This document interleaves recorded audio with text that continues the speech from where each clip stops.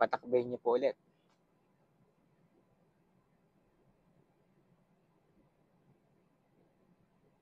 Stop. Stop po tayo. Stop. Neutral. Okay. Tanggal muna si clutch. Si brake po. Tanggal si brake. So, ito. So, di ba ang isip nyo ay laging biting point? So, ito po. Lagi yung huwag nyo kakalimutan. Kasi, kaya lagi namamatayan yung mga nag-aaral. Kasi, ang isip lagi vibrate. So, ngayon, isipin nyo muna, uphill po ba o downhill? Downhill, sir. O yan, downhill na po siya. Kanina po, uphill.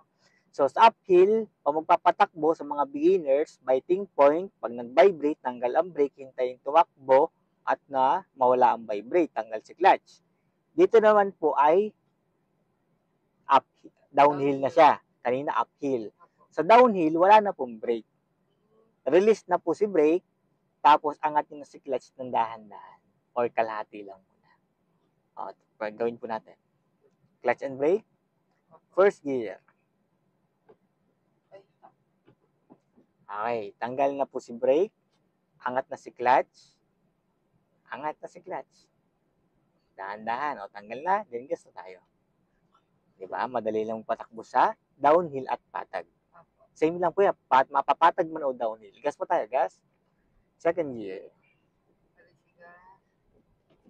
Okay, ulitin po natin ulit. Stop pilot. So, patakbayin niyo po ulit na natin sa downhill. Ano po una pong gagawin? First gear muna.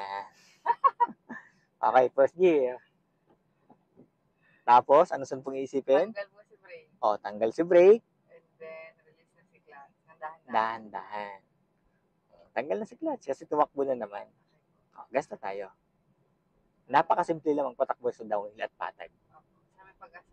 Okay. Opo, second gear. Ulit-ulit lang natin yan. Kasi, kaya isipin nyo muna, naka-first gear at uphill ba o downhill. Stop.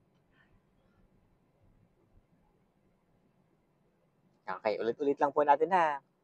Isipin nyo lang kung uphill or downhill.